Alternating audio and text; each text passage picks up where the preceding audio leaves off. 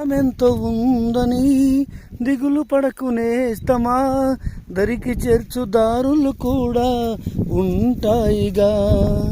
భారమెంతో ఉందని బాధపడకునేస్తమా, బాధ వెంట నవ్వుల పంట ఉంటుందిగా. సాగర మదనం మొదలవగానే విషమే వచ్చింది, విసుగే చందక కృషి చేస్తేనే అమృతమిచ్చింది. అవరోధాల దీవుల్లో ఆనందనిధి ఉన్నది, కష్టాల వారధి చేరిన వారికి సొంతమవుతుంది. తెలుసుకుంటే సత్యమిది, తలుసుకుంటే సాధ్యమది. మౌనంగానే ఎదగమని మొక్క నీకు చెబుతుంది, ఎదిగిన కొద్దీ ఒదగమనే అర్థమందులో ఉంది.